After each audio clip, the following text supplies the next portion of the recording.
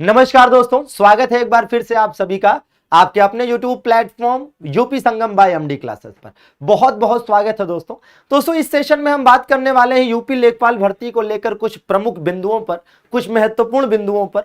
और इसमें आप देखेंगे कि जो 3-4 मुद्दे हम देख रहे होंगे, उसमें सबसे पहला मुद्दा यह है कि हाईकोर्ट का जो निर्णय आया है, इस निर्णय के बाद क्या सबके नंबर बढ़ेंगे और रिजल्ट कब तक आ सकता है और क्या कट ऑफ हो सकती है। ये 3-4 महत्वपूर्ण बिंदु हैं जिन पर हम इस सेशन में बात करने वाले हैं। तो आइए सबसे पहले हम आपको दिखाते हैं कि जो हाई कोर्ट का जजमेंट आया है उसकी पीडीएफ हमारे पास है। आप अपनी स्क्रीन पर ये पीडीएफ देख सकते हैं। इस पीडीएफ में सबसे पहले उन याचिकाकर्ताओं के नाम दिए हुए हैं कि कौन कौन से याचिकाकर्ता थे जिन्होंने अलग अलग क्वेश्चन नंबर को लेकर, है ना, याचिका दायर की थी। तो दोस्तों इसमें अगर हम जो महत्वपूर्ण बिंदुओं की बात करें, अब सारा पूरा का पूरा पीडीएफ पढ़ने की आवश्यकता तो नहीं है। इसमें अगर हम चौथे पॉइंट में आएंगे तो हम यहां देखेंगे दोस्तों कि स्पष्ट रूप से लिखा हुआ है, मेंशन है कि क्वेश्चन नंबर 61, 78, 88, 92 और 93 of the booklet F series. तो मतलब जो एफ सीरीज की बुकलेट थी दोस्तों, उसके ये 4-5 क्वेश्चंस को लेकर याचिका दायर की गई थी। जी हां दोस्तों, इनमें से कुछ क्वेश्चन ऐसे हैं जिसको लेकर इसके पहले भी याचिका दायर की जा चुकी थी। तो उसके संदर्भ में कुछ चीजें हुई और उसमें हाई कोर्ट ने सुनवाई करी और फाइनली दोस्तों कौन कौन से क्वेश्चंस को हाई कोर्ट ने कंसीडर किया और कौन कौन से खारिज कर दिए, ये भी हम आपको यहां पर दिखाएंगे। तो आइए हम यहां पर देखिए, यहां पर आप देख सकते हैं कि पॉइंट नंबर 8 में लिखा हुआ है कि क्वेश्चन नंबर 78 एंड 88 मतलब 78 और 88 of the booklet F series which is इंडेंसिकेट, क्या लिखा हुआ है, identical to the question in the booklet B series. तो कहने का मतलब यह है कि अलग अलग बुकलेट में अलग अलग नंबर होते हैं ना क्वेश्चंस के। जाहिर सी बात है कि जो बुकलेट एफ में जो क्वेश्चन नंबर था वो बी में कुछ और होगा, सी में कुछ और होगा, ए में कुछ और होगा। तो फाइनली बुकलेट जो एफ था, एफ सीरीज की जो बुकलेट थी, उसके अकॉर्डिंग क्वेश्चन नंबर 78 और 88 जो है इसको कंसीडर किया गया कि भैया हम इसको देखेंगे। आइए जरा उस क्वेश्चंस पर भी नजर डाल लेते हैं। तो क्वेश्चन नंबर 78 जो था वो आपके सामने है, जो पूरा वाला था, है ना, इसमें जो है PURA अर्थात पूरा को आंसर माना था आयोग ने, ठीक है। और एक दूसरा क्वेश्चन उज्ज्वला वाला था, ठीक है, जिसमें उज्ज्वला स्कीम को आंसर आयोग ने माना था। तो भैया ये 2 क्वेश्चन कंसीडर किए गए थे। ये बुकलेट एफ में आपको क्वेश्चन नंबर 78 और 88 है क्रमशः। हो सकता है कि आपका अगर बुकलेट बी या सी या ए हो तो आपकी बुकलेट में जाहिर सी बात है कि कोई दूसरा क्वेश्चन नंबर होगा। आइए अब देख लेते हैं कि इस पर क्या जजमेंट आया है। तो देखिए, जो पूरा वाला क्वेश्चन था उसमें कोर्ट जो है आयोग के साथ गया है, मतलब कोर्ट ने आयोग के आंसर की को सही ठहराया है। किस बेसिस पर सही ठहराया है ये भी देख लेते हैं। देखिए, पूरा वाला जो क्वेश्चन था उसमें आयोग के आंसर की को सही इसलिए माना गया है क्योंकि यहां देखिए क्वेश्चन, यहां पर जो पॉइंट नंबर 10 है इसमें बताया गया है कि पूरा एज द करेक्ट आंसर, ठीक है भैया। Commission has treated option A अर्थात PURA as the correct answer, whereas per the petitioners it is argued that it is not the correct answer. मतलब पेटिशनर ने कहा था कि भैया ये सही आंसर नहीं है, ठीक है। For the reason that earlier the scheme which related to prevent the migration of youth from rural areas to urban areas was known as PURA, however subsequently, है ना, a question was raised in the parliament, ठीक है। मतलब यह है कि यहां पर स्पष्ट किया गया है कि पूरा का जो नाम है, PURA scheme has been replaced by Shyama Prasad Mukherjee rurban mission अर्थात SPMRM। मतलब यह है कि यहां पर पॉइंट नंबर 10 में हाई कोर्ट ने अपने जजमेंट में यह बात स्पष्ट की है कि जो पूरा स्कीम थी, जो PURA स्कीम थी, उसको रिप्लेस कर दिया था गवर्नमेंट ने और इस स्कीम का नाम बदलकर क्या कर दिया गया था, SPMRM, या यूं कहिए कि इस स्कीम से पूरा स्कीम को रिप्लेस कर दिया गया था। तो हाई कोर्ट ने पूरा को आंसर क्यों सही माना है या आयोग की आंसर की के साथ क्यों गया हुआ है, इसलिए गया हुआ है कि आप देखेंगे कि ऑप्शन में वो SPRM में मतलब श्यामा प्रसाद मुखर्जी रूरबन मिशन वाला ऑप्शन नहीं है। तो हाई कोर्ट का कहना है कि चूंकि जो PURA अर्थात पूरा स्कीम है, इसका नाम जो चेंज किया गया है, वो नया नाम जो श्यामा प्रसाद मुखर्जी रूरबन मिशन है वो ऑप्शन में नहीं है। इस बेसिस पर पूरा ऑप्शन जो है ना, वो सही है। मतलब यहां पर हाई कोर्ट ने आयोग के आंसर को सही ठहराया है इस बेसिस पर कि दूसरा ऑप्शन ही नहीं है, उस हिसाब से यह आंसर सही है, ठीक है। अब हम बात करते हैं क्वेश्चन नंबर 88 का। तो इसमें जो उज्ज्वला स्कीम वाला मामला था, तो वैसे तो आप जानते हैं कि उज्ज्वला स्कीम किसके लिए था भैया, उज्ज्वला स्कीम तो एलपीजी से रिलेटेड था, उसको भी आगे जो है ना क्लियर किया है हाई कोर्ट ने। तो ये उज्ज्वला स्कीम भाई किससे रिलेटेड था, एलपीजी से रिलेटेड था। लेकिन आयोग ने इसमें है ना, अच्छा आयोग ने आंसर इसी ए को मान लिया, जबकि यहां पर कुछ और क्वेश्चन पूछा हुआ है, ये एलपीजी से रिलेटेड क्वेश्चन तो है नहीं। तो ऐसे में आयोग ने उज्ज्वला स्कीम को यह आंसर मान लिया। तो भैया पेटिशनर्स का कहना था कि नन ऑफ दीज आंसर होना चाहिए, क्योंकि है ना उज्ज्वला स्कीम जो है वो अलग है, ठीक है। तो यहां पर आयोग ने उज्ज्वला स्कीम को आंसर मान लिया। तो इसमें कोर्ट ने क्या कहा, इसमें कोर्ट ने डिसीजन ये दिया है कि भैया अगर किसी स्टूडेंट ने, अगर किसी एस्पिरेंट ने ए को आंसर माना है, ए को आंसर लगाया है, तो भी उसको इसका नंबर मिलेगा, और डी को आंसर लगाया है तो भी उसको इसका आंसर नंबर मिलेगा। मतलब यह है कि ये वाला क्वेश्चन आपके बुकलेट में जिस भी नंबर पर हो, अगर आपने ए टिक किया है तो भी इसका नंबर मिलेगा आपको, अगर आपने डी टिक किया है तो भी नंबर मिलेगा। लेकिन ध्यान रहे कि अगर बी और सी को टिक किया है तो फिर आपको नंबर नहीं मिलेगा। इस बात को स्पष्ट किया गया है लास्ट में, मैं आपको दिखाता हूं, ठीक है भैया, मैं आपको दिखाता हूं कि लास्ट में इसको है ना एक्सेप्ट भी किया गया है, ठीक है। यहां पर देख सकते हैं, ठीक है, यहां पर ये देखिए, ये यहां पर जो है बाकायदा एक्सेप्ट किया गया है आगे, ठीक है। अभी जो है ये मिल नहीं रहा है, कहां गया, हाँ ठीक है।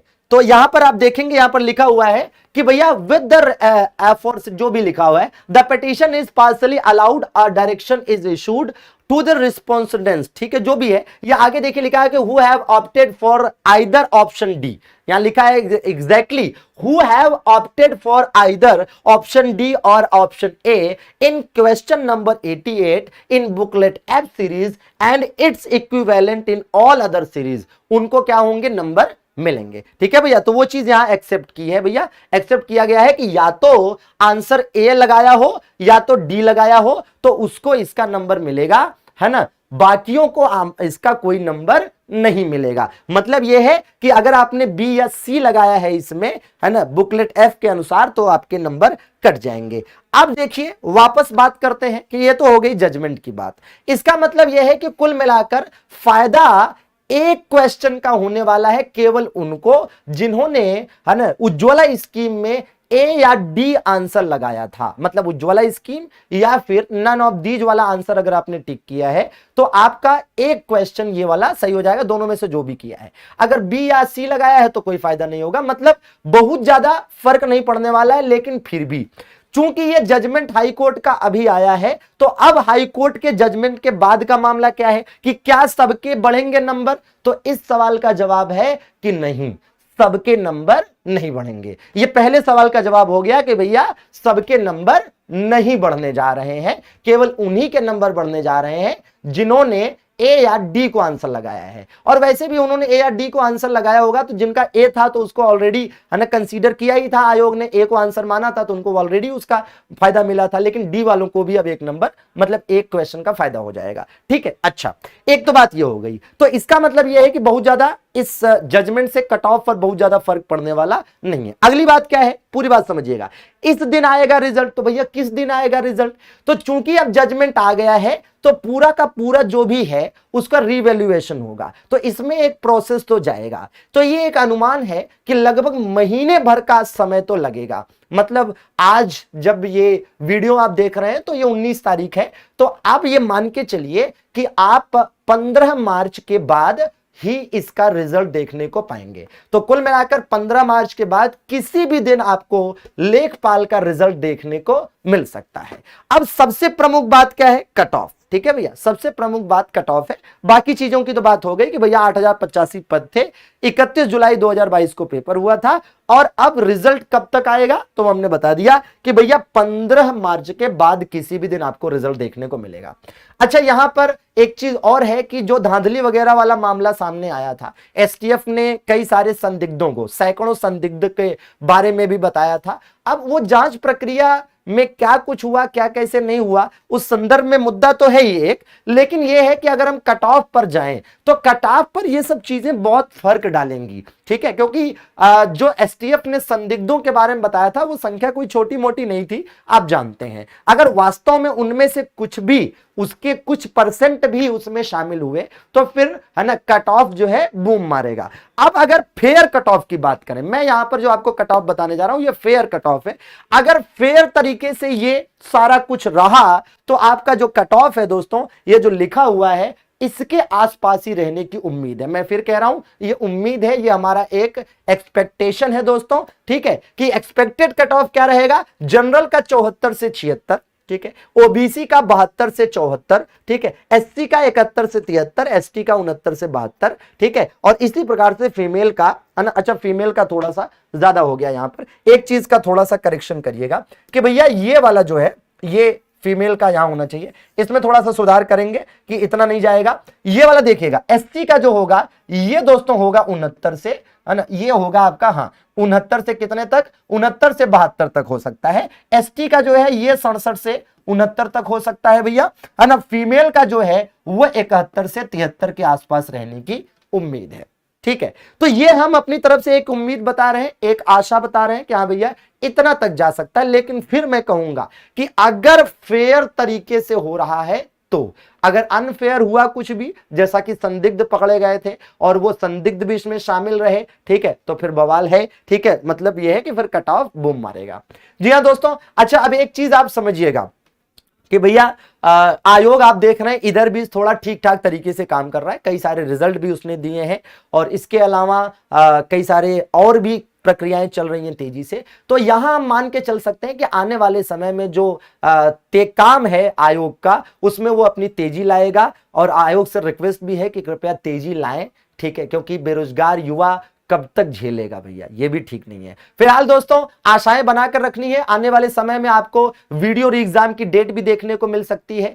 अच्छा, वीडियो री एग्जाम के डेट के संदर्भ में मैं कहना चाहूंगा कि अप्रैल लास्ट या फिर मई में एग्जाम होगा, इसके पहले एग्जाम की संभावना न के बराबर फिलहाल नजर आ रही है। लेकिन एक चीज ये भी ध्यान रखिएगा कि वीडियो री एग्जाम की डेट जिस दिन भी अनाउंस होगी आपको बहुत ज्यादा समय मिल जाएगा, तो 1.5 महीना, इससे ज्यादा का समय तैयारी के लिए नहीं मिलेगा। तो आपके लिए जबरदस्त महाशिवरात्रि ऑफर भी है भैया, शिवा कोड लगाने पर 50% का बम्पर डिस्काउंट है किसी भी कोर्स पर, चाहे आप SSC, railway, UP triple SC, video री एग्जाम, यूपीपी, किसी भी प्रकार का अगर आप कोर्स लेना चाहें। और साथ में दोस्तों अगर आप यूपी ट्रिपल एससी की वीडियो री एग्जाम की तैयारी कर रहे हैं तो हमारे चैनल पर एकदम निःशुल्क क्लासेस भी चल रही है भैया यूट्यूब पर। डेली शाम को 6 बजे आपको मिल जाती है हिंदी की क्लास दोस्तों, शाम को 7 बजे मिल जाती है जीएस की क्लास और 8 बजे मिल जाती है रीजनिंग की क्लास। ये 4 क्लासेस रेगुलर बेसिस पर इस चैनल पर बिल्कुल निःशुल्क चल रही है, प्रैक्टिस करा रहे हैं। तो आप इस सेशन से